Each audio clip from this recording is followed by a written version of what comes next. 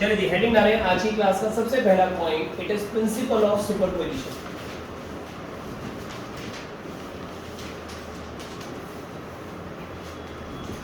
Principal of superposition.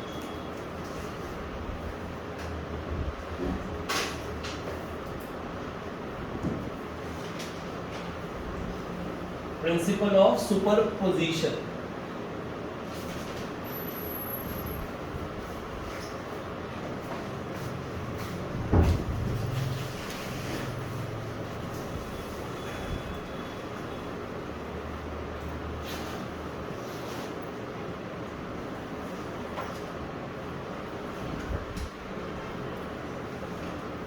अगर आप देखोगे, मैं आपको थोड़ा सा पहले लिंक करवा दूं, किसी क्वेश्चन को सॉल्व करने के लिए एनसीईआरटी ने क्या काम किया, उसके सॉल्यूशन में ऐसे वर्ड्स यूज किए।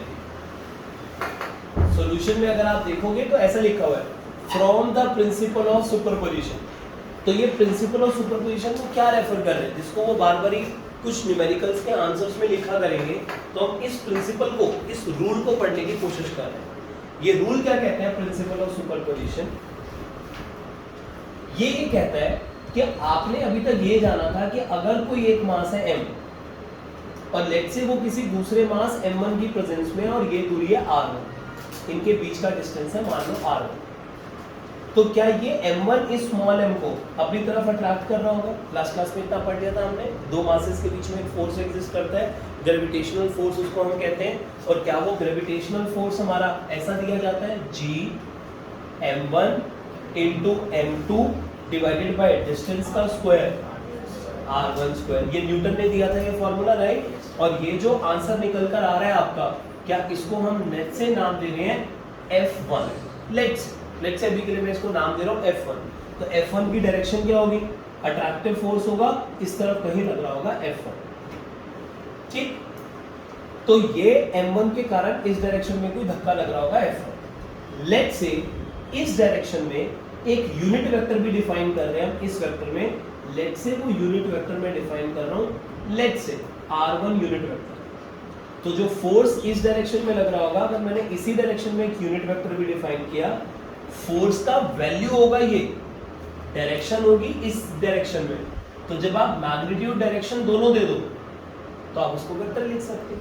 तो हमारा वेक्टर रिप्रेजेंटेशन ऐसा आ जाएगा कि ये जो फोर्स लग रहा होगा मास m पे, इस डायरेक्शन में लग रहा होगा, इतने मैग्नीट्यूड का लग रहा होगा, कह सकते हैं।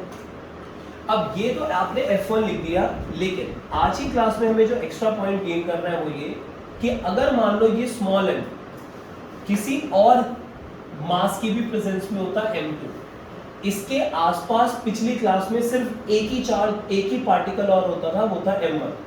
आज की क्लास में अब हम ये मान रहे हैं, अगर ये स्मॉल m m1 की प्रेजेंस में भी है और m2 से की प्रेजेंस में भी है, तो m2 भी तो इसके ऊपर कोई फोर्स लगा रहा होगा, m2 भी तो फोर्स लगाएगा इसके ऊपर, राइट। अगर m2 भी फोर्स लगाएगा तो लेट से ये दूरी है हमारी कितनी, r2। लेट से ये डायरेक्शन को हम नाम दे देते हैं r2 वेक्टर।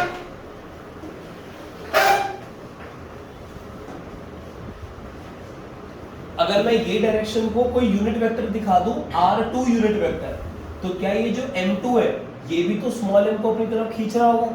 तो क्या ये कितने फोर्स से खींच रहा होगा, वो मैग्नीट्यूड लिखते हैं पहले हम, g m1 into m2 divided by इनके बीच के डिस्टेंस का square, very good, r2 square. लेकिन अगर आप डायरेक्शन लेना चाहो, r2 यूनिट वेक्टर, इस डायरेक्शन को लेट से r2 यूनिट वेक्टर नाम दिया है, f2 vector.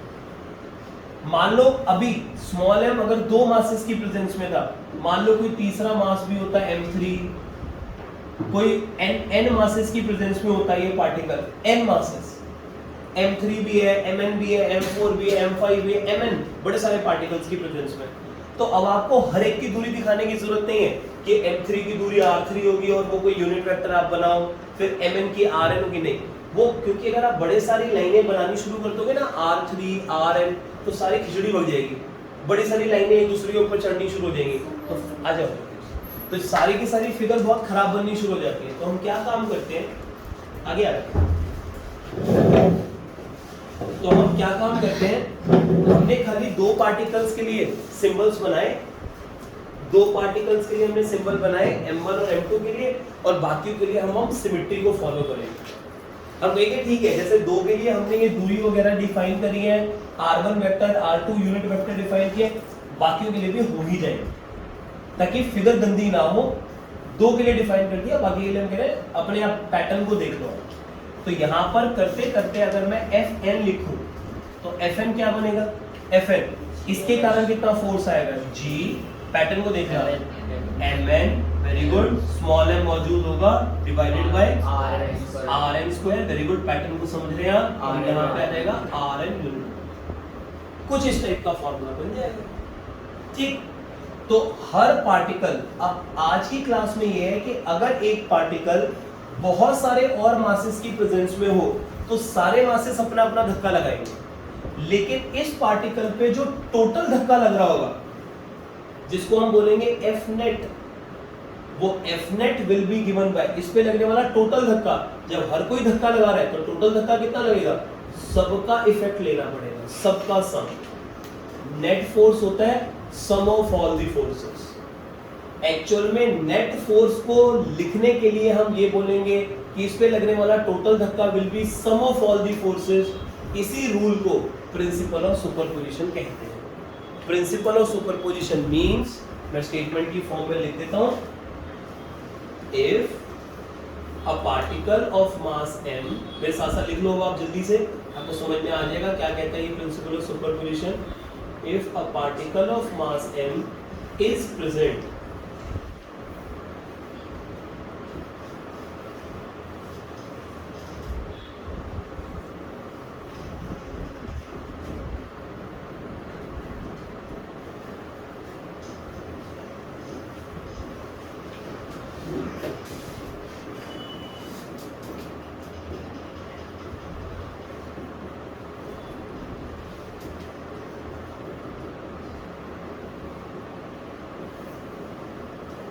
will be given by, vector sum करना है आपको, vector sum of all individual forces.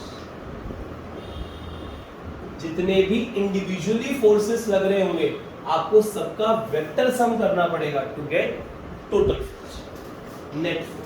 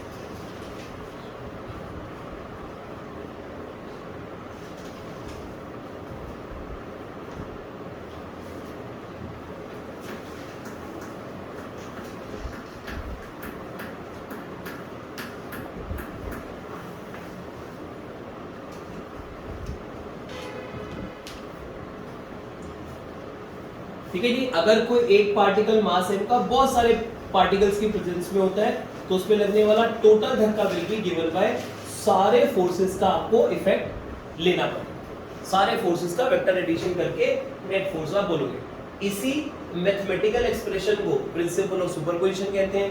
इसी स्टेटमेंट को जो इसी एक्सप्रेशन को रिप्रेजेंट कर रही है इसको प्रिंसिपल ऑफ सुपरपोजिशन कहते हैं। ठीक, फाइन।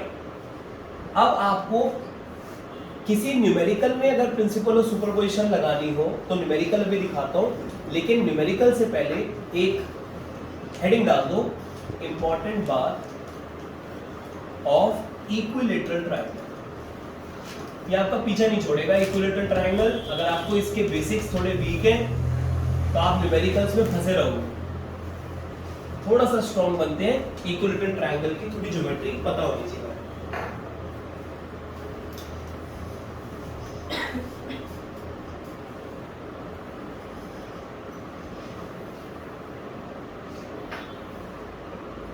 सारे साइड्स बराबर होंगे। लेट्स से एक साइड एल है तो सारे एल होंगे। अगर आपको मैं ये बोलूं कि ये पॉइंट ए है, ये बी है, ये सी है, मुझे आप ये बताओ, अगर मुझे इस वर्टेक्स से मीडियन ड्रॉ करना है, मीडियन, मीडियन किसको कहते हैं?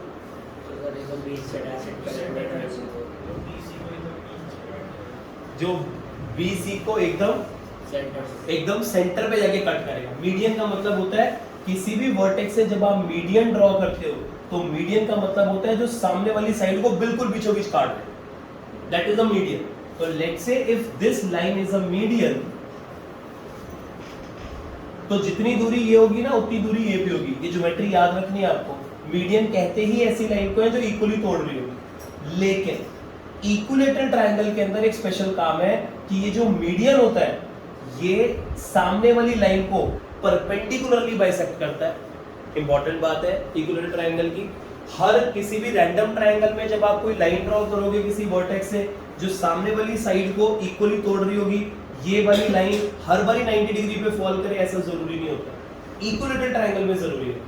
तो इक्विलेटरल ट्रायंगल की ज्योमेट्री ये कहती है कि जो मीडियन होता है वो खाली बाइसेक्टर नहीं है, it is a perpendicular bisector. Median by definition is a bisector, in equilateral triangle it is perpendicular bisector. Further ये जो मीडियन होता है it is a perpendicular bisector to the सामने वाली line, but at the same time this median is also an angle bisector.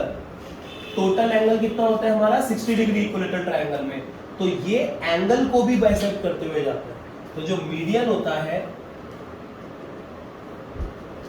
ये angle bisector भी होता है। ये ज्योमेट्री आप बच्चों को याद रखनी है। प्लस परपेंडिकुलर बाइसेक्टर भी होता है। एंगल बाइसेक्टर होगा एट वर्टेक्स और परपेंडिकुलर बाइसेक्टर होगा फॉर साइड। किसी साइड के लिए परपेंडिकुलरली बाइसेक्ट कर रहा है, किसी एंगल के लिए एंगल बाइसेक्टर है वर्टेक्स के ऊपर। किसी वर्टेक्स पे देखोगे तो एंगल को बाइसेक्ट कर रहा है। समझते हैं इस चीज को? वर्टेक्स वाली जगह पे एंगल बाइसेक्टर का काम करता है, साइड के लिए परपेंडिकुलर बाइसेक्टर का काम करता है। ये तो हमने कोई एक मीडियन ड्रॉ किया। लेट्स से अगर हम यहां से B से भी मीडियन ड्रॉ करें, C से भी मीडियन ड्रॉ करें, बिल्कुल तो सबकी सेम प्रॉपर्टी बनेगी। ठीक है, जो एक मीडियन की प्रॉपर्टी है वही सबकी बनेगी। हर कोई परपेंडिकुलर बाइसेक्टर होगा अपने सामने वाली साइड के लिए और एंगल बाइसेक्ट भी हो रहे होंगे। तो अगर कोई आप ये एंगल कोई पूछ ले, ये एंगल कितना होगा 30 degree. If blue line is a median 30 degree, ये वाला एंगल भी 30 डिग्री होगा अगर ये मीडियन है तो। इस वर्टेक्स पे एंगल बाइसेक्ट कर रहा हूं। सारे मीडियंस के इंटरसेक्टिंग पॉइंट को क्या कहते हैं? Centroid. Let's say G symbol दे रहे हैं उसको, G इज सेंट्रोइड। एक आपको इंपॉर्टेंट बात और ध्यान रखनी होती है इक्विलेटरल ट्रायंगल की। अगर मैं सेंट्रोइड से एक लाइन ड्रॉ करूं parallel to the base, centroid से एक लाइन ड्रॉ करूं parallel to the base, parallel line draw करिए।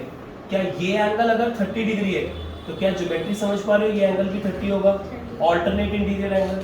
पैरेलल लाइन बाय कंस्ट्रक्शन हमने अगर ड्रॉ करी है G से, तो इसके पैरेलल तो ये 30 था, वो मीडियन की प्रॉपर्टी है, ये 30 है तो ये 30 हो जाएगा।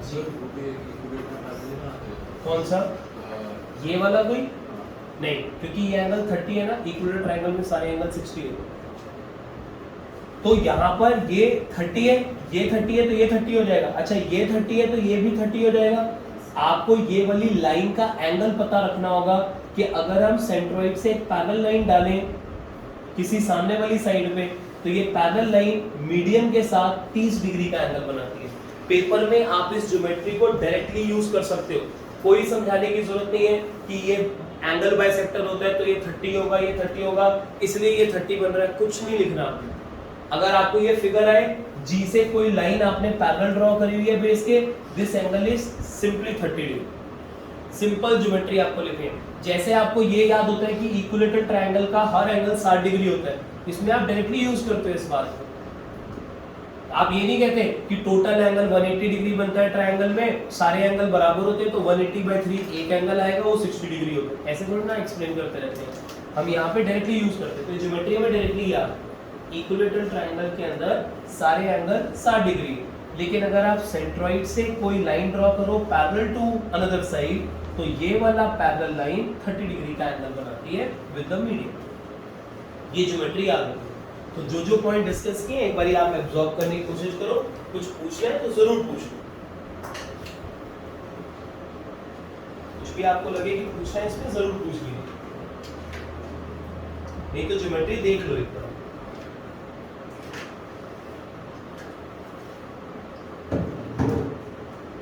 एक भी पॉइंट ऐसा ना हो जो आप स्किप करें।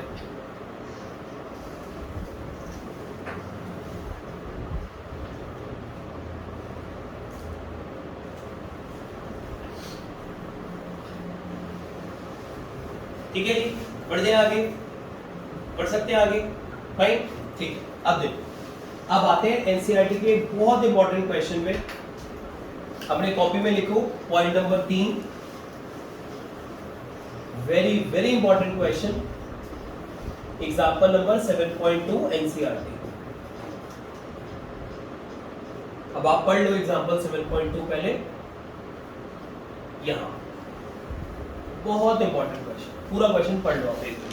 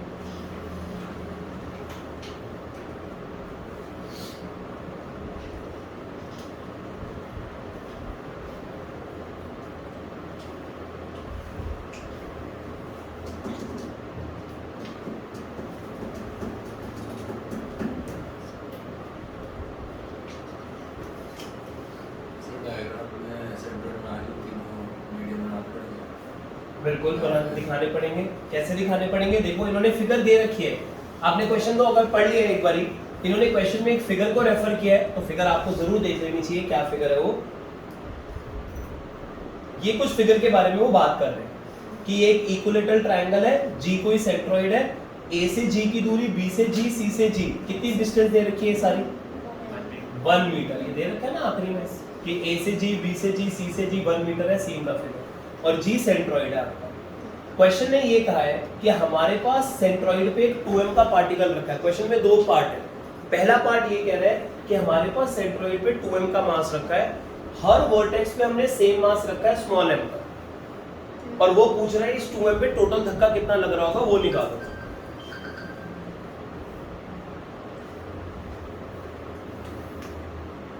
तो वो ये पूछ रहा है कि यहाँ पर टोटल कितना धक्का लग रहा होगा 2m पे, वो निकालो, जबकि सारे मास बराबर बराबर है स्मॉल m के। ये एक पार्ट। सेकंड पार्ट क्या है क्वेश्चन का? सेकंड पार्ट क्वेश्चन का ये है, अगर A वाली लोकेशन पे जो मास है उसको कितने टाइम्स कर दें? क्वेश्चन ध्यान से पढ़ा है आपने? सेकेंड पार्ट क्या है, what is the force if the mass at vertex A is double. वो पूछ रहा है कि अगर हमने बी और सी के मास को नहीं चेंज किया, ए के मास को डबल कर दिया, 2m कर दिया यहाँ, अब बताओ कितना फोर्स लगेगा। तो दो पार्ट है क्वेश्चन के। सबसे पहले फर्स्ट पार्ट पर आते हैं, जब सारे मासेस बराबर। लेकिन एक बारी एनसीईआरटी की शुरुआत देख लो आप। एनसीईआरटी ने सबसे पहले क्या काम किया, ऐसा कुछ लिखा है FGA। पिछली क्लास से अगर आप रिलेट करेंगे तो बात को समझ पाएंगे। FGA का मतलब होता है नेमिंग। मैंने आपको लास्ट क्लास में सिखाई थी कि इस चैप्टर में नेमिंग चलती है, पहले इफेक्ट, वेरी गुड, बाद में सिंबल आता है कॉज का। FGA का मतलब है G की लोकेशन पे जो पार्टिकल खड़ा है 2m, उस पे इफेक्ट आ रहा है, लेकिन कारण हम देख रहे हैं अभी A के कारण। क्या A के कारण इस पे जो फोर्स लग रहा होगा आप वो लिख रहे हो। इफेक्ट आ रहा है G पे, कॉज है A।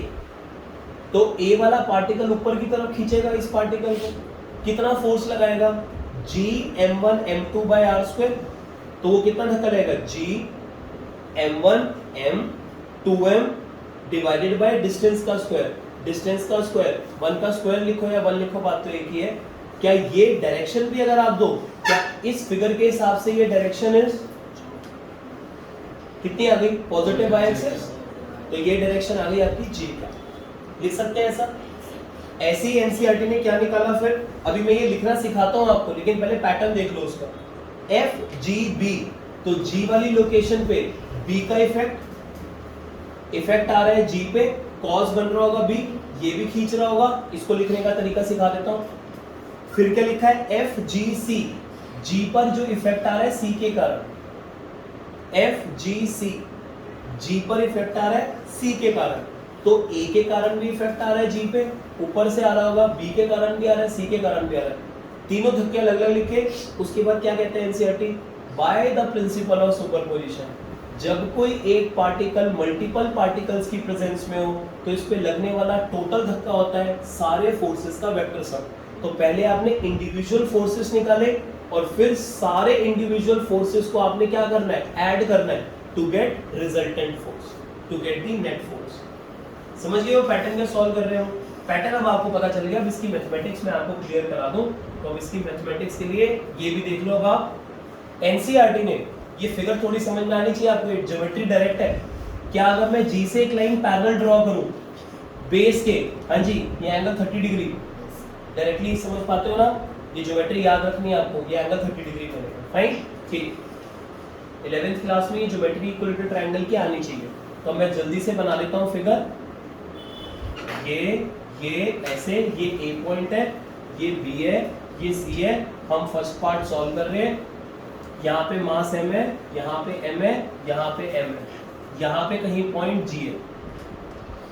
G से अगर मैं लाइन पैरेलल ड्रॉ करूं, ये एक मीडियन वाली लाइन है, ये एक मीडियन वाली लाइन है, ये एक मीडियन वाली लाइन है। ये ब्लू वाली लाइंस आगे एक्सटेंड होके परपेंडिकुलर बाइसेक्टर ही बनने जा रही है ना। ये सारी लाइन मीडियंस है। ये वाला एंगल 30 डिग्री होगा, ये वाला एंगल 30 डिग्री होगा। यहाँ पे हमने अभी फिलहाल 2m का मास रखा। तो सबसे पहले लिखने जा रहे हैं, यहाँ पे लिखते हैं साइड में FGA। इफेक्ट आ रहा है G पे, कारण बन रहा है A।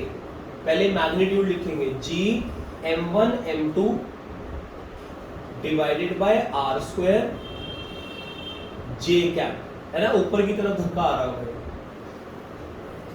अब 1 मिनट के लिए देख लो पहले आप, अगला स्टेप मेरा क्या है, FGB। ये सीख जाओगे तो FGC अपने आप लिख पाओगे आप। 1 मिनट ध्यान से देखेंगे। FGB, G पर इफेक्ट आ रहा है B के कारण। कितना फोर्स लग रहा होगा B के कारण, क्या इस डायरेक्शन में लग रहा होगा, FGB। ऊपर लग रहा था FGA, इधर लग रहा होगा FGC। Force is a vector quantity, तो सिंबल पे एरो डाल दो तो कोई दिक्कत नहीं होनी चाहिए।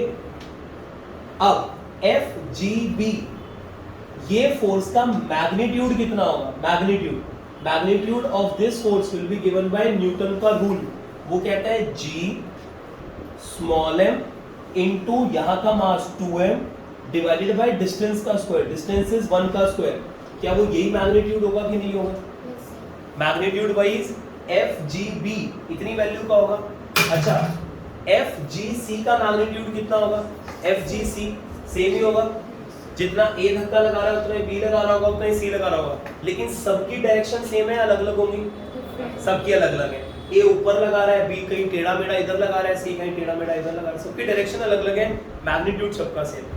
अब बी को अगर ये बी के कारण जो धक्का लग रहा है इसको देखो लिखते कैसे, हम कहते हैं ये वाला vector is basically vector sum of these two component, right? तो ये जो एफ जी बी है वो दो येलो वालों का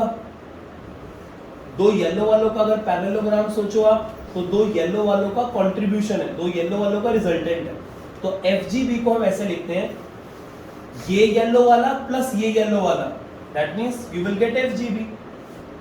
क्या एंगल के साथ वाला जो कंपोनेंट होता है वो कॉस होता है और इसके जो परपेंडिकुलर वाला कंपोनेंट होगा साइन होगा। तो देखो इसको क्या लिखते हैं, इस वाले कंपोनेंट को, ये वाले का मैग्नीट्यूड, इस वाले की लेंथ इतनी है, मैग्नीट्यूड इतना है रिजल्टेंट का एफ जी बी का, तो ये पूरा का पूरा लिखो,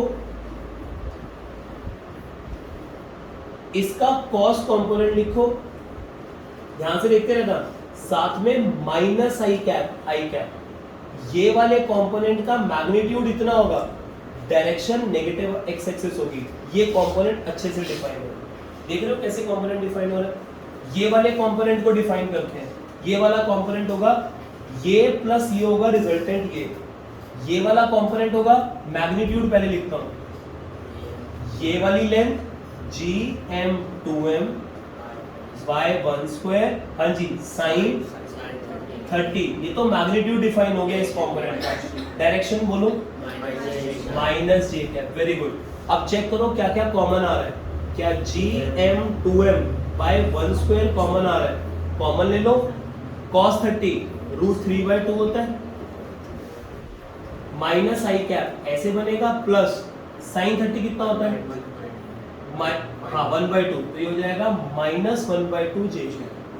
चलो ट्राई करते हैं एफ जी सी लिखने का। एफ जी सी इसको लिखते हैं एफ जी सी, लेकिन एफ जी सी को लिखने के लिए अब हम ये वाला वेक्टर ले लेते हैं, एफ जी सी इसका और इसका रिजल्टेंट है, ग्रीन वाला, बढ़िया। तो लिखते हैं फिर भी एफ जी सी, मैग्नीट्यूड होगा ये वाला, पहले ये वाले कंपोनेंट को लिख रहे हैं ग्रीन वाले के जो एक्स एक्सिस के अलॉन्ग आ रहा है, G small m 2m divided by 1 square, ये तो इसका मैग्नीट्यूड है, ये वाले का मैग्नीट्यूड होगा cos 30, डायरेक्शन बोलो आई कैप पॉजिटिव है ये एक्स एक्सिस, राइट?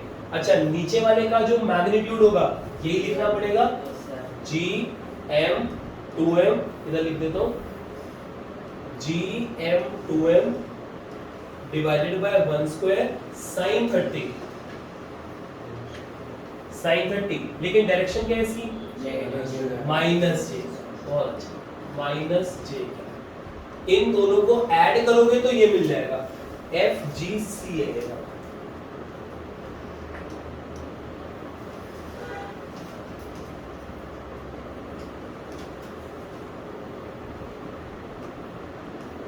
तो एफ जी सी में जो कॉमन आ रहा है वो कॉमन लिख देते हैं, जी एम 2m कॉमन आ रहा है, कॉमन ले लो, cos 30 हो जाएगा √3/2 आई कैप प्लस छोड़ो ये हो जाएगा माइनस हाफ, वेरी गुड, जे कैप। यहां तक कहानी आ जाएगी, यहां तक की कहानी जल्दी से आप लिख लो, लेकिन समझते हुए लिखोगे तो ज्यादा बेटर है। जल्दी जल्दी लिखें।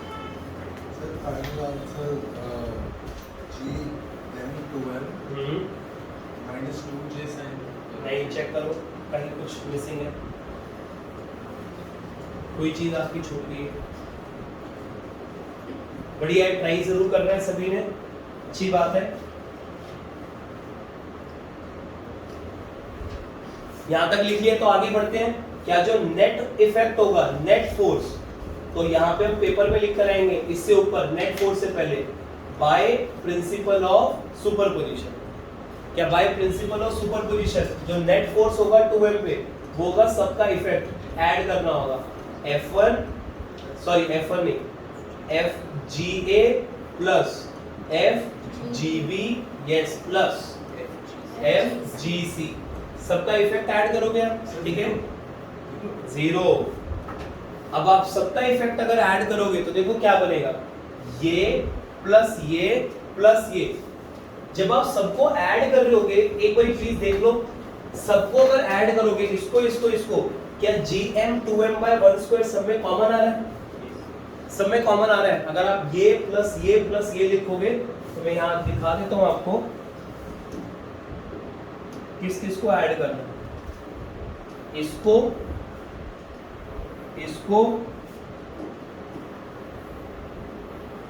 और इसको, जिन सबको हमें ऐड करना है, अगर आप ऐड करोगे सारे ग्रीन बक्सों को तो gm 2m by 1 स्क्वायर सब में कॉमन आएगा। जब ऐड करोगे तो क्या माइनस रूट 3/2i और प्लस रूट 3/2i कट जाएगा, gm 2m by 1 स्क्वायर तो ब्रैकेट के बाहर ही चला जाएगा। जब आप अंदर ब्रैकेट में इसको और इसको ऐड करोगे तो ये कट जाएगा, हाँ जी, -j/2 मिलके बन जाएगा -j, और यहाँ होगा एक +j खाली। तो सबको अगर आप ऐड करोगे तो gm 2m तो सब कुछ बाहर कॉमन आ चुका होगा, -i और +i कैंसिल हो जाएगा, -j/2 -j बनेगा, +j के साथ मिलकर सब 0। तो अभी ये कैंसिल करने की जरूरत इस स्टेप पे तो नहीं होती, ऐड करोगे तो कैंसिल होकर आंसर 0 आएगा, कुछ दिखाने की जरूरत नहीं है, डायरेक्ट 0 लिख सकते हो। तो अगर 2m को आप सेंट्रॉइड पे रखते हो, सारे मासेस बराबर हो, अगर आप सेंट्रॉइड पे रखते हो तो नेट आंसर है 0। अब एक अच्छा बच्चा इसको पूरे क्वेश्चन को एक बढ़िया सा पैटर्न की फॉर्म में याद कर लेता है। क्या सोचो, अगर ये 2m की जगह यहाँ का मास होता 3m, सोच लो एक मिनट, क्वेश्चन में अगर 3m लिखा होता तो क्या जहां जहां 2m लिख रहे हो वहां 3 आ जाता, 3 चेक करो सबका आंसर का। अब जो नेट आंसर होता 3m पे लगने वाला टोटल धक्का, क्या अभी भी 0 ही आता? अब gm 3m कॉमन आ जाता, ऐड तो करके 0 ही आता। अच्छा, अगर मैं यहाँ पे 3m ना करके यहाँ पे 2m ही रखो या 3m रखो, जो भी रखना है रखो मास, लेकिन सारे पासेस बराबर रखो, लेट्स से अब 10m कर दो, 10m बढ़िया, जहां जहां m आ रहा है वहां 10m आना शुरू हो जाता, फिर सबको ऐड करते तो आंसर 0 ही आता। इन शॉर्ट, अब इसको एक पैटर्न की तरीके से याद कर लो इस क्वेश्चन को। सेंट्रॉइड पे कोई भी मास रखा हो, लेकिन अगर सारे वर्टिसेस पे मास बराबर है, m 10m, तो जब सारे मास बराबर होंगे तो सब कॉमन आ जाएंगे ना एक ही वो में, तो ब्रैकेट के अंदर वाला पोर्शन हमेशा ऐड होके कैंसिल आउट हो जाएगा। अगर इक्विलेटरल ट्रायंगल में सारे वर्टिसेस पे सेम मास रखा हुआ हो तो सेंट्रॉइड पे कोई भी और मास रख देना, उस पे लगने वाला टोटल धक्का will always be equal to 0। Very important result, ये नोट लिखते हैं, फिर मैं आपके पॉइंट पर आता हूं, लिखेंगे प्लीज नोट। ये आंसर के बाद एक बड़ा नोट लिखें इसी सॉल्यूशन के अंदर, बड़ा नोट लिख लेना, 2 लाइनों में आया आपका वो NOT, ताकि आपको अलग से याद रहेगा, फिर MCQ क्वेश्चन में मदद करेगा ये नोट आप बच्चों को। लिखें note, if we have equal masses at the vertices, if we have equal masses at the vertices of an equilateral triangle,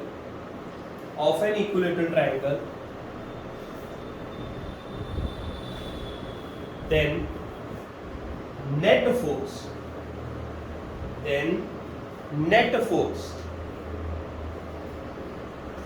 at a particle, then net force at a particle placed at centroid of any random mass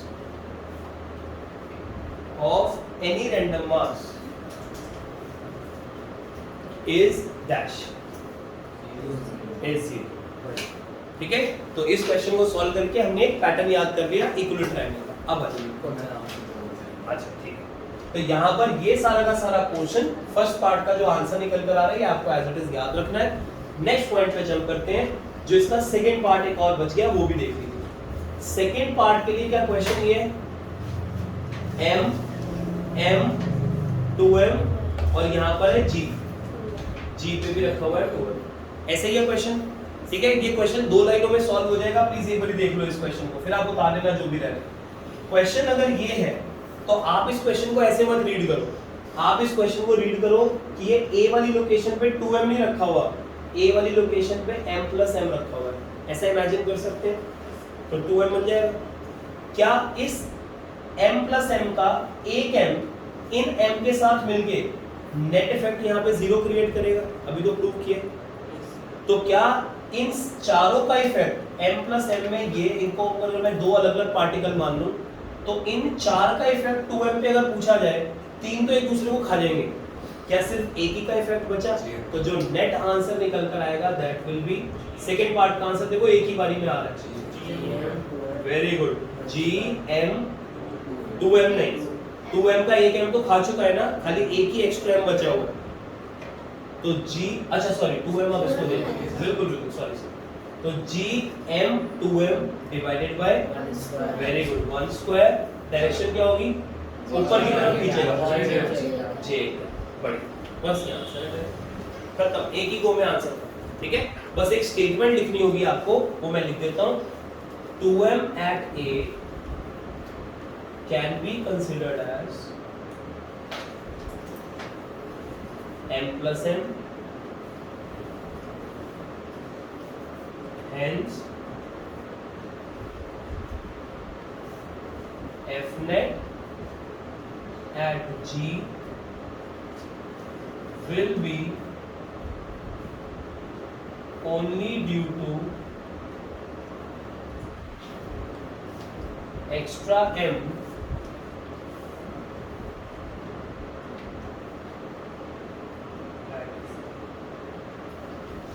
due to 1 extra m at A। हाँ, ये statement देकर आनी पड़ेगी, ये statement आपको देकर आनी पड़ेगी कि आपने इस कॉन्सेप्ट के पीछे कि एक ही गो में जो आंसर दिया उसके पीछे का लॉजिक क्या है, कि जो 2m है at A उसको आपने m plus m माना है, और जैसे ही m plus m माना फिर तो फर्स्ट पार्ट का आंसर से रिलेट हो ही जाएगा कि सिर्फ एक ही एक्स्ट्रा m जो बच रहा है A पे, उसका इफेक्ट आपको कंसीडर करना चाहिए। अगर चाहे तो पूरा नहीं सॉल्व करना, क्योंकि पूरा सॉल्व करोगे तो इसका मतलब आपने क्वेश्चन का जो मेन वो जो क्रक्स था, जो वो मेन चाहता था कि आप इस क्वेश्चन के थ्रू कोई चीज जो गेन करो, तो आपने गेन नहीं करी। अगर आप मान लो दोबारा सॉल्व करने बैठ गए सेकंड पार्ट, इसका मतलब आपने फर्स्ट पार्ट का इसके साथ लिंकिंग ही खराब कर दिया, क्योंकि फर्स्ट पार्ट से ही वो सिखाना चाह रहा है कि इसका एक m तो इनको खा जाएगा, तो आपको एक्चुअल में एक m का आंसर ही चाहिए, ठीक है। वो चाहता ही ये क्वेश्चन बनाने वाला कि आप ये पॉइंट चाहिए, कि आप पूरा आंसर दोबारा मत सॉल्व, ठीक है। ये गेन कर गए हैं इसी, इसको गेन होता ही है। चलो आ जाओ चौथे पॉइंट पर आ जाओ, आज की क्लास के हेडिंग डाल दो, acceleration due to gravity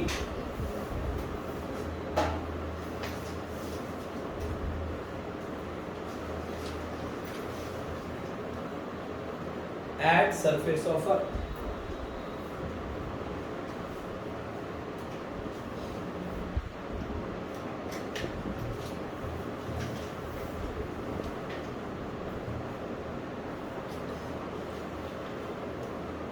bracket में सिंबल डालेंगे स्मॉल g,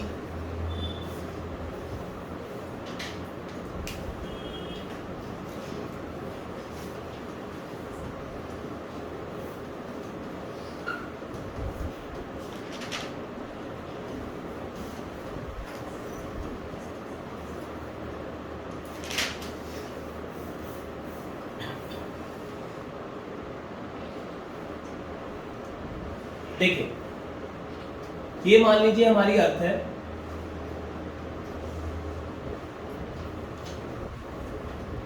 ये इसका सेंटर है, रेडियस मान लो अर्थ का है RE, radius of earth is RE, mass of earth is let's say symbol दे रहे ME, और एक पार्टिकल यहाँ सरफेस में मौजूद है स्मॉल m, स्मॉल m। जो टॉपिक है अभी उसको इस फिगर से मैं रिलेट करने जा रहा हूं, अभी करता हूं, ये फिगर को आप जरूर देखो। और एक चीज, अगर ये टॉपिक पेपर में आता है तो पेपर में जब आता है तो यहाँ पे मैं एक चीज लिख रहा हूँ अपने लिए। अपने लिए का मतलब ये है कि इसका जो पहला स्टेप है वो पहला स्टेप कहाँ से आया है वो आपकी क्लैरिटी के लिए मैं अलग से शो कर रहा हूँ, लेकिन ये अपने लिए वाली बात पेपर में मत लिख कर आना कि जो पहला स्टेप है वो इस सोच के साथ है। तो जो यहाँ पर हम पहला स्टेप लिखते हैं वो डायरेक्ट लिखते हैं, लेकिन वो इतना डायरेक्ट है नहीं एक्चुअली, उसके लिए कुछ सोच जाती है। वो सोच मैं आपको एक्स्ट्रा पॉइंट में लिखवा रहा हूँ जिसको लिखा है खाली अपने लिए, आपके लिए। क्या ध्यान रखना है आपने कि अगर ये अर्थ है तो दोबारा बना लेते हैं इसको कि ये हमने अर्थ ली,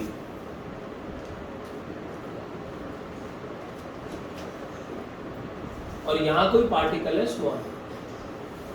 पहले आप जरा लास्ट क्लास को याद करो, लास्ट क्लास में हमने ये काम किया था। लास्ट क्लास का काम भी देख लेते हैं। शेल थ्योरम पे हमने लास्ट क्लास छोड़ी थी, जहां पे हमने कहा था अगर आपके पास एक हॉलो स्फीयर है और अगर कोई एक पार्टिकल बाहर लाई कर रहा है, हॉलो स्फीयर का मास है m और सेंटर से पार्टिकल की दूरी है स्मॉल r, तो कुछ अगर आपको याद आए तो इस पार्टिकल पे हॉलो स्फीयर जो फोर्स लगाता है उसका फाइनल रिजल्ट हमारे कोर्स का पार्ट है, राइट। वो फाइनल रिजल्ट ये आता था कि जो इस पे फोर्स लगेगा that will be g capital M, very good, small m divided by r, very good. Centre से पार्टिकल का डिस्टेंस, सेंटर से जो दूरी होगी उसका स्क्वायर आपको करना था। ये था हॉलो स्फीयर का शेल थ्योरम, राइट। अब ये जो शेल थ्योरम आपने ली, अब देखो दिमाग कितना बढ़िया लगाया गया। आपको अगर शेल थ्योरम का रिजल्ट याद है तो क्या किया साइंटिस्ट लोगों ने, उन्होंने कहा अर्थ जो है अर्थ हॉलो स्फीयर है या सॉलिड स्फीयर? सॉलिड स्फीयर है। अगर आप अंदर से खोखली नहीं है, अगर आप ऊपर से गड्ढा खोदोगे तो ये नहीं कि अंदर खाली वैक्यूम भरा होगा, नहीं, अंदर माल मसाला और है अर्थ। तो अगर हम गड्ढा खोदते हैं तो कुछ ना कुछ माल मसाला मिलेगा, सॉलिड स्फीयर। सॉलिड स्फीयर को साइंटिस्ट लोगों का दिमाग देखो कितना बढ़िया दौड़ता है। कहते हैं अगर ये सॉलिड स्फीयर है तो इस सॉलिड स्फीयर को क्या बहुत सारे हॉलो स्फीयर्स का कॉम्बिनेशन मान सकते हो? ऐसे सोचो कि एक फुटबॉल है, उस फुटबॉल के ऊपर एक और लेयर की फुटबॉल चढ़ा दी जाए, उसके ऊपर एक और फुटबॉल चढ़ा दी जाए, उसके ऊपर एक और बड़ी फुटबॉल चढ़ा दी जाए, उसके ऊपर एक और बड़ी फुटबॉल चढ़ा दी जाए। हर फुटबॉल, इस वाली फुटबॉल को अगर आप बाहर निकालोगे तो ये वाली फुटबॉल अंदर से खोखली होगी, लेकिन नीचे वाले से जस्ट हल्का सा बड़ा रेडियस होगा इसका। अगली फुटबॉल भी है वो हॉलो ही, लेकिन अगर बड़ी सारी हॉलो फुटबॉल्स को एक के ऊपर एक चढ़ा दो तो आपको सॉलिड स्फीयर मिल जाएगा। कॉन्टेक्स्ट गेन कर पाते हो सॉलिड स्फीयर को किस तरीके से वो सोच रहे हैं? तो solid sphere can be considered as बहुत सारी हॉलो स्फीयर्स का कॉम्बिनेशन। लेट्स से जो पहली हॉलो स्फीयर है, पहली फुटबॉल है, उसका मास है मान लो m1। क्या ये पहली फुटबॉल के लिए ये वाला पार्टिकल इस फुटबॉल के लिए बाहर लाई कर रहा? किसी भी हॉलो स्फीयर के लिए अगर कोई पार्टिकल बाहर लाई करता है तो फोर्स लिखने का तरीका होता है g हॉलो स्फीयर का मास, पार्टिकल का mass divided by distance, centre से डिस्टेंस का स्क्वायर। यही वाला लॉजिक यहां लगा हुआ। इस पार्टिकल पे पहली हॉलो स्फीयर कितना धक्का लगाएगा? पहला hollow sphere g hollow sphere का मास m1, पार्टिकल का मास स्मॉल m, सेंटर से दूरी का स्क्वायर। इस हॉलो स्फीयर की सेंटर से दूरी कुछ और नहीं, रेडियस ऑफ अर्थ होगा। तो फिगर आपको थोड़ी सी अच्छे से गेन करनी है, r स्क्वायर। ये धक्का लगेगा पहले हॉलो स्फीयर के बाद। जो सेकंड हॉलो स्फीयर होगा, लेट्स से वो m2 मास का है, सेकंड वाला इसको बोलो। सेकंड वाला हॉलो स्फीयर के लिए भी क्या ये पार्टिकल बाहर लाई कर रहा है? राइट। तो अगर ये पार्टिकल बाहर लाई कर रहा है, सेकंड वाले के लिए क्या लिखोगे? g हॉलो स्फीयर का मास इनटू पार्टिकल का मास, वही वाला लॉजिक लगा रहा हूं बार बार, डिवाइडेड बाय सेकंड वाले हॉलो स्फीयर के सेंटर से यहां की दूरी। क्या सारे हॉलो स्फीयर का सेंटर तो वही है c, जो अर्थ का सेंटर है? तो सेकंड हॉलो स्फीयर का सेंटर से पार्टिकल की दूरी r e ही रहने वाली है 1 सेकेंड। तो इस पार्टिकल पे पहले वाले ने भी धक्का लगाया, दूसरे ने भी लगाया, करते करते सारे हॉलो स्फीयर धक्का लगाएंगे। सारे हॉलो स्फीयर के लिए स्मॉल m बाहर ही लाई कर रहा है, क्योंकि ये स्मॉल m अगर अर्थ के सरफेस पे पड़ा हुआ है तो अर्थ के सरफेस पे हो तो अर्थ जितने भी हॉलो स्फीयर से बनी हुई है उन सब के आप बाहर ही लाई कर रहे हो, राइट। तो यहाँ पर आप सारे हॉलो स्फीयर के बाहर लाई कर रहे हो, तो करते करते करते करते क्या आंसर आएगा आखिरी? मान लो nth होलो स्फीयर है, आखिरी hollow sphere, g mn small m re square. Yes, इन सबका सम कर दोगे you will get total force. Total force तो सबका सम होता है, तो अब आपका सबका इफेक्ट आपने ऐड किया तो देखो क्या क्या कॉमन आ रहा है। सारे एक्सप्रेशंस में हर टर्म में gm by re square common आ रहा है। क्या बच रहा है अंदर, m1 plus m2 till mn। Try करोगे, सारे होलो स्फीयर के मास का सम कितना होगा, me मास ऑफ अर्थ। तो पता है क्या लिखा जाता है, F is equal to G small m, ये तो me बन जाएगा डिवाइडेड बाय re स्क्वायर। यहाँ से तो शुरुआत होती है। हम कहते हैं अर्थ जो धक्का लगा रहा होगा इस पार्टिकल पे, that will be g small m me by re square. लेकिन ये आंसर आया कहाँ से, वो अपने लिए आपने अलग से जाना। वो जो शेल थ्योरम लास्ट क्लास में पढ़ी थी वहां से है, उसका कॉन्सेप्ट पहले सॉलिड स्फीयर पे लगाए, then you got this answer. ठीक है, क्योंकि अभी हम होलो स्फीयर नहीं पढ़ रहे, अभी हम सॉलिड स्फीयर पढ़ रहे हैं। सॉलिड स्फीयर से जब होलो स्फीयर की थ्योरी लिंक की गई तब ये आंसर निकल कर आया। लेकिन ये कहानी आपके इस टॉपिक का पहला स्टेप होगा, दिखाने की जरूरत नहीं है ये सब कैसे आया, वो अपने लिए, अपनी बेटर अंडरस्टैंडिंग के लिए आप अलग से बने। ठीक ठीक, इसमें एक दो छोटी छोटी बातें और हैं, वो भी जल्दी से पहले देख लेते हैं आप। क्या ये वाला फोर्स किसको महसूस हो रहा है, ये फोर्स इस पार्टिकल को, बढ़िया, ऑब्जेक्ट को, स्मॉल m। इस स्मॉल m को ये फोर्स एक्सपीरियंस हो रहा है, ये वाला फोर्स कौन एक्सपीरियंस करवा रहा है, अर्थ। अर्थ जो धक्का लगाती है किसी बॉडी पे, उसको लास्ट क्लास में एक नाम दिया था, ग्रेविटी। ग्रेविटी, अर्थ का धक्का तो ग्रेविटी नाम से आ जाता है, सेकेंड टर्म थी लास्ट क्लास में, तो ग्रेविटी बोलोगे आप इसको। क्या ये फोर्स एक्सपीरियंस हुआ है स्मॉल m को बाय द अर्थ। इस पार्टिकल को जो फोर्स एक्सपीरियंस हुआ, अगर इस फोर्स को आप इसी पार्टिकल के मास से डिवाइड कर दो तो ये रेशो आपको क्या देगा, acceleration. Very good, acceleration due to gravity, क्योंकि फोर्स इक्वल टू होता है मास इनटू एक्सेलरेशन, तो एक्सेलरेशन हो जाएगा फोर्स बाय मास। तो जिस पार्टिकल पे फोर्स लग रहा है उसको उसी पार्टिकल के मास से अगर आप डिवाइड कर दोगे यू विल गेट एक्सेलरेशन। लेकिन ग्रेविटी का फोर्स है तो एक्सेलरेशन ड्यू टू ग्रेविटी बोलोगे आप। तो अब आपको एक्सेलरेशन ड्यू टू ग्रेविटी आ जाएगा जबकि पार्टिकल अर्थ के सरफेस में मौजूद था। तो F by m, अब ये देखो F by m, ये F को ये वाले m से अगर मैं डिवाइड कर दूं तो इस एक्सप्रेशन से F by m क्या निकल कर आएगा, G me, very good, by re square. क्या F by m को एक्सेलरेशन ड्यू टू ग्रेविटी लिख सकते हैं, तो इसकी वैल्यू आ गई g me by re square. जो आप बचपन से ये पढ़ते आ रहे हो 9th क्लास ऑनवर्ड्स की स्मॉल g की वैल्यू 9.8 है, 9.8 है, 9.8 है, वो एक्चुअल में डेटा यहां से निकल कर आया है। बताता हूं, कैपिटल G की वैल्यू लास्ट क्लास में हमने कैवेंडिश में निकाली थी, -11। मास ऑफ अर्थ आप बच्चों को याद करके जाना होगा, इट इज 6 × 10⁻24 kg। लेकिन इससे भी ज्यादा इंपॉर्टेंट डेटा है रेडियस ऑफ अर्थ, इसको तो मैं नए पॉइंट बना दूंगा। वेरी गुड, लास्ट क्लास में लिखा था रेडियस ऑफ अर्थ, जो आपको याद आ रहा है 6400 किलोमीटर, जब वो मून और अर्थ का एग्जांपल दिया था point of view. Very good, तो अर्थ का रेडियस होता है RE सिंबल से रिप्रेजेंट 6400 किलोमीटर। लेकिन अगर इसको किसी न्यूमेरिकल में डालना हो तो किलोमीटर इज नॉट ऐसा यूनिट, मीटर में कन्वर्ट करके डालना होगा। किसी न्यूमेरिकल में डालना है ऐसे यूनिट में तो आप ये डालोगे मीटर में कन्वर्ट करके into 10 की पावर। तो रेडियस ऑफ अर्थ यहाँ स्क्वायर है, ठीक है ऊपर, तो रेडियस ऑफ अर्थ 6400 into 10 की पावर 3, ये मैंने मीटर में ऐसा यूनिट में कन्वर्ट करके RE की वैल्यू डाली है। वेरी वेरी इंपॉर्टेंट डेटा, ये आएगा ये क्वेश्चन में। RE आपको दिया हुआ नहीं होगा, ये बहुत न्यूमेरिकल्स में RE की वैल्यू की जरूरत पड़ेगी। मास ऑफ अर्थ हार्डली कहीं जरूरत पड़ेगा आपको, radius of earth majority time पे जरूरत पड़ेगी। तो अलग ही पॉइंट बना दिए आज की क्लास का ताकि आपको याद रहे। इसको जब हमने सॉल्व किया तो आंसर आता है 9.81 मीटर पर सेकेंड स्क्वायर, लेकिन 9.81 इज अप्रोक्सीमेटली 9.8 ओनली, तो 9.8 कहां नहीं चले जाते, ठीक है। तो इसको जब हम सॉल्व करते हैं वहां से 9.8 आया। Very very important formula, 9.8 answer जिस फॉर्मूले से आया है, आप बच्चों को ये फॉर्मूला भी याद रखना। स्मॉल जी का वैल्यू इज 9.8, लेकिन वो जिस फॉर्मूले से आई है, ये फॉर्मूला बहुत सारी डेरिवेशंस में काम आएगा। Small G equal to GME divided by RE square. Capital G is constant, ME is mass of Earth, RE is radius of Earth. सारा लिखो, लिखने के बाद GME बाय RE स्क्वायर जितनी बारी रिपीट कर सकते हो अपने दिमाग में रिपीट करो, ताकि ये फॉर्मूला याद हो।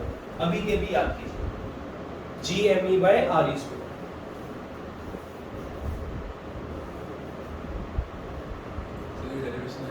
डेरिवेशन इज इंपॉर्टेंट, बिल्कुल आ सकती है। एक्सेलरेशन ड्यू टू ग्रेविटी 9.8, क्योंकि आप काफी सालों से पढ़ के आ रहे हो, 9th क्लास ऑनवर्ड्स आ चुका था, लेकिन उसकी ये डेरिवेशन है, तो इंपॉर्टेंट तो है, छोटी सी है लेकिन इंपॉर्टेंट। सर तो अगर कुछ 2 मार्क तो कुछ नहीं है, ये 2 मार्क और 2 बड़ा पार्ट ये तो दिखाने नहीं ना, ये तो सिर्फ आपके अपने लिए, सिर्फ ये बीच वाला पार्ट।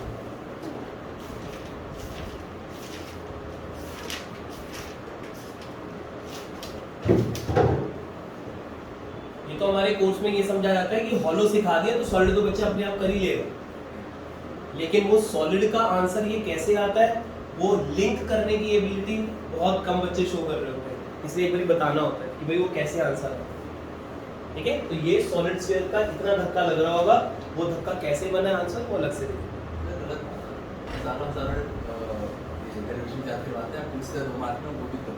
अब यही है, क्योंकि फिजिक्स का कोर्स वास्ट बहुत है, इसलिए बच्चा फंस जाता है कि इतनी सारी चीजें पूछते हैं 2 नंबर में या 3 नंबर में होता है, इतनी बढ़िया बढ़िया चीज है।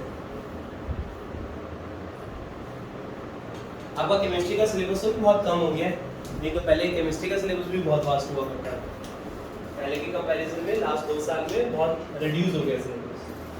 आपकी केमिस्ट्री का जो शायद NCERT बुकलेट है वो भी रिड्यूस हो गई है, जो न्यू आई है वो भी बहुत पतली हो गई है, जो पुरानी वाली है वो इतनी पतली नहीं है।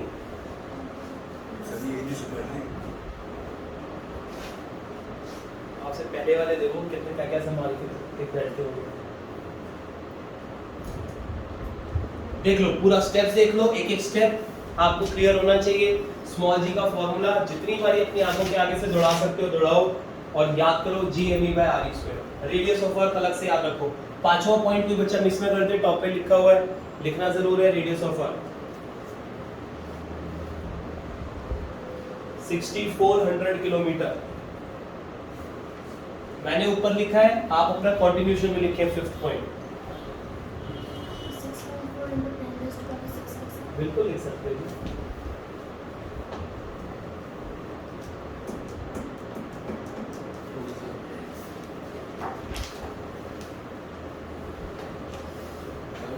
जी बिल्कुल हो गया, सभी का हो गया, यहाँ तक सभी ने लिख लिया। एक पॉइंट और कवर करेंगे, जल्दी से आते हैं, क्योंकि आज ही क्लास में वो फ्लो जो बना हुआ है उसके साथ ये पॉइंट लिंक होता है। Acceleration due to gravity at height h above surface of,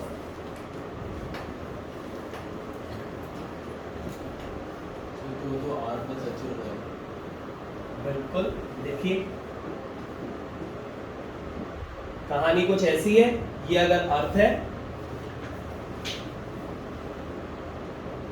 अब आपका पार्टिकल यहां है, अर्थ के सरफेस पे नहीं। हेडिंग को एक बार दोबारा देख लीजिए, क्योंकि एनसीईआरटी में जो हेडिंग दी है और उसमें जो न्यूमेरिकल्स आते हैं उन दोनों में एक छोटा सा कॉन्ट्रडिक्शन कभी कभी हो जाता है। वो कॉन्ट्रडिक्शन आपको पहले सुना दूं मैं एक बार। एनसीईआरटी ने जो आपको हेडिंग दी है वो दी है कि पार्टिकल हाइट h पे होगा अबव सरफेस ऑफ अर्थ, अर्थ के सरफेस से h हाइट पर। इस टॉपिक के ऊपर जब न्यूमेरिकल आते हैं तो वर्डिंग्स बहुत बारी आपको ऐसे देखने को मिल सकती है कि आपको पार्टिकल की हाइट देंगे from centre of earth. Please ध्यान रखना, वो वर्ड हाइट यूज करेंगे लेकिन बोलेंगे कि height of particle from centre of earth is इतना। मतलब इस पर्टिकुलर फॉर्मूले को जो आप डिराइव करने वाले हो अभी, उस फॉर्मूले के आंसर में जो आपका हाइट आ रहा है वो आपने सरफेस से नापी थी स्मॉल h। उन्होंने क्वेश्चन में अगर आपको डेटा सेंटर से हाइट का दे दिया तो आप इस h को निकालना पड़ेगा आपको पहले। इस कैपिटल एच में से रेडियस ऑफ अर्थ को माइनस करोगे then you will get small H. तो जो आप फॉर्मूला भी कैपिटल एच वो क्वेश्चन में दे देंगे आप, हाँ उसको लिखोगे आप आर ई प्लस एच, वहां से स्मॉल एच आएगा, फिर जो फॉर्मूला अभी डिराइव करने लगे उसमें वो स्मॉल एच की वैल्यू पुट होगी। पॉइंट समझ पा रहे हो क्या बता रहा हूँ? आपको डेरिवेशन करते समय हाइट जो ली गई है वो अबव सरफेस ऑफ अर्थ है, सरफेस ऑफ अर्थ से हाइट दी गई है। क्वेश्चन में अगर सेंटर ऑफ अर्थ से हाइट आ जाएगी तो आप अपने इस डेरिवेशन में जो h आ रहा होगा वो h नहीं पुट कर पाओगे अगर उन्होंने सेंटर से हाइट दी।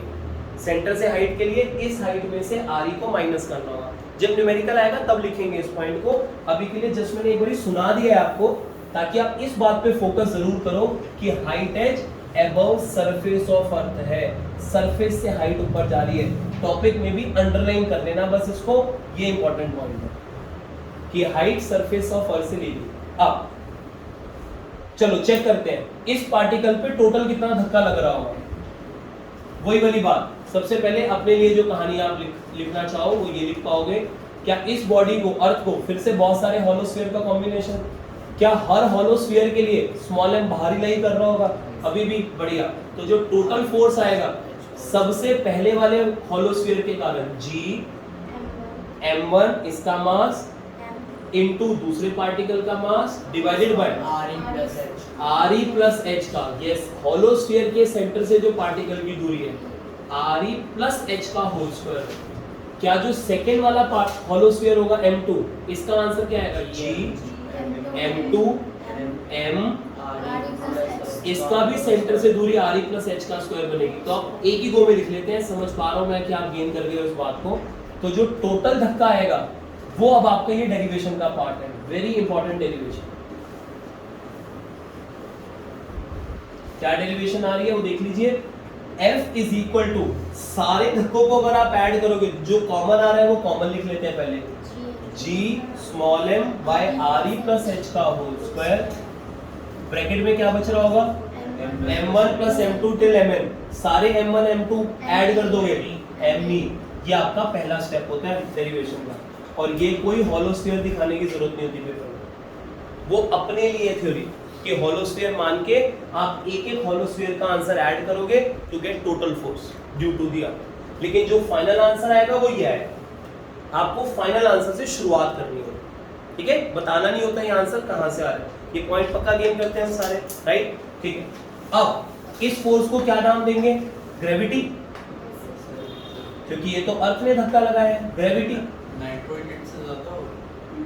नहीं, वैल्यू पे हम अगली बार कमेंट करेंगे, वैसे कम होगा, लेकिन अभी के लिए खाली एक्सप्रेशन निकाल रहे हैं। क्या ये f की वैल्यू को अगर हम m से डिवाइड कर दें, इस पे लगने वाला फोर्स को इसी मास से डिवाइड कर दो, we will get acceleration due to gravity. इसकी वैल्यू कितनी आ रही है इस एक्सप्रेशन के हिसाब से? m को नीचे ले जाओ, gme by R E plus H का होल स्क्वायर,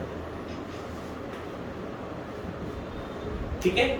और ये अगर मेरा एक्सेलरेशन ड्यू टू ग्रेविटी है, इसका एक नया सिंबल दिया गया, इसका सिंबल दिया गया है g स्मॉल h, इसका सिंबल दिया गया है g स्मॉल h। ये फोर्स बाय मास का आंसर जब बॉडी सरफेस ऑफ अर्थ पे थी तब का f बाय m का आंसर डिफरेंट है। यहाँ पे gme by R E square, यहाँ पर आ रहा है gme by R E plus h का स्क्वायर। तो ये आंसर इज डिफरेंट, इसलिए इसका एक्सप्रेशन भी डिफरेंट है। gh यहाँ पे हाइट का फैक्टर आ रहा है, ये f बाय m का आंसर जब आपका पार्टिकल h हाइट पर है तो ये डिफरेंट है पीछे वाले आंसर से। g सिंबल स्पेसिफिक है, g सिंबल सिर्फ तब यूज होता है जब पार्टिकल अर्थ के सरफेस पे मौजूद हो। gh सिंबल तब यूज होता है जब पार्टिकल किसी हाइट h पे मौजूद हो अर्थ के सरफेस, क्योंकि ये answer is different from previous answer. वो gme by R E square है, ये gme divided by R E plus h का स्क्वायर है, इसका डेटा कुछ अलग आएगा। दिस इज नॉट 9.8, तो हाइट h पे वी विल नॉट गेट 9.8, कुछ और आंसर आएगा। डेटा क्या आएगा वो नेक्स्ट क्लास में हम बात करेंगे। तो लेकिन ये आएगा gh। अच्छा आगे देखो, इस gh को साइंटिस्ट लोगों ने और क्या काम किया, आखिरी स्टेप उनका देखो, वो कहते हैं ये एक्सेलरेशन ड्यू टू ग्रेविटी है किसी हाइट h पे। जो हमने सरफेस पे एक्सेलरेशन ड्यू टू ग्रेविटी निकाली थी उसका आंसर क्या आ रहा था? gme बाय आर ई का होल, हाँ आर ई का स्क्वायर। ये आंसर आया था, इसको सॉल्व किया था तो 9.8 आ गया। तो साइंटिस्ट लोगों ने कहा यार g इंटू एम ई को हम ये भी तो लिख सकते हैं, small g into are E square लिख सकते हो, लिख तो सकते हो। अगर आप ये डेटा यहां पुट कर दोगे तो इससे पता है क्या फायदा होगा कि हाइट पे कितनी एक्सेलरेशन ड्यू टू ग्रेविटी है वो रिलेट होना स्टार्ट हो जाएगी सरफेस पे एक्सेलरेशन ड्यू टू ग्रेविटी के साथ। तो आपको चेक करना, कंपैरिजन करना आसान हो जाएगा कौन बड़ा है कौन छोटा है, क्योंकि एक ही एक्सप्रेशन में दोनों आ जाएंगे। जब एक ही एक्सप्रेशन, जैसे कोई ये बोले x इक्वल टू 2y, तो देख के पता नहीं चल जाता एक ही एक्सप्रेशन में दो सिंबल हो कि y का डबल करोगे तो x मिलेगा। तो कंपैरिजन विल बिकम इजियर कि x और y का अगर एक रिलेशन हो तो आप कंपेयर कर सकते हो कि x बड़ा होगा y से, y में तो डबल मल्टीप्लाई करके x आ रहा है। तो क्या ये वाला डेटा अगर GME का उठा के मैं यहाँ पुट कर दूं, G इंटू ME को इस फॉर्मूले से हम ये लिख सकते हैं, जैसे ही पुट करोगे तो क्या बन जाएगा G into are E square divided by R E plus H का स्क्वायर। अगर आपको लगे कि आप ये GME को GRE स्क्वायर समझ पा रहे हो अच्छे से तो बहुत अच्छी बात है। अगर लगे कि 10 दिन बाद आपको प्रॉब्लम हो सकती है कि इसके बाद अगला स्टेप कैसे है, तो साइड में लिख लेना कि स्मॉल g का फॉर्मूला ये होता है, acceleration due to gravity at surface of Earth का फॉर्मूला ये होता है। वहां से आपने इस फॉर्मूले को निकाला।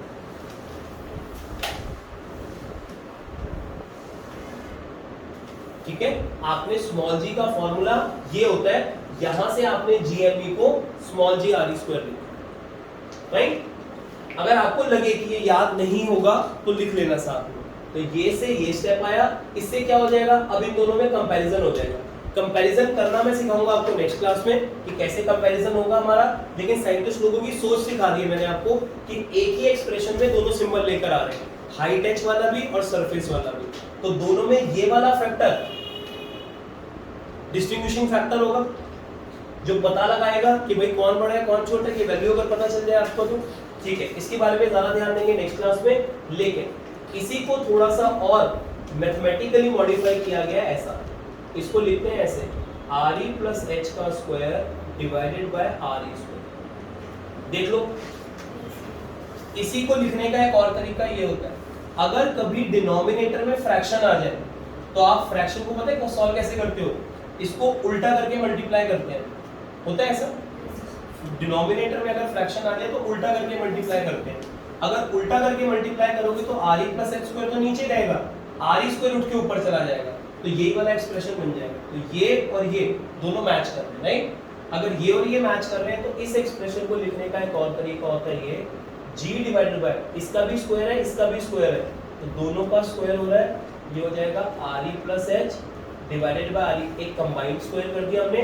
आर ई इससे भी डिवाइड करो, आर ई इससे भी डिवाइड करो, फाइनल रिजल्ट जो आपको अभी याद करके जाना है वो ये G H equal to G 1 plus है ना आर ई से एच बाय आर ई का होल स्क्वायर।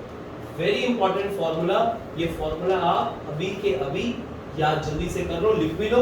और स्मॉल जी एच और जी का रिलेशन अगली बार मैं इस फैक्टर्स का मीनिंग समझाऊंगा आपको, ये फैक्टर से कैसे डिटरमिन करोगे कौन बड़ा है कौन छोटा है, कितना बड़ा है कितना छोटा है, सब पता चलेगा आपको नेक्स्ट क्लास में।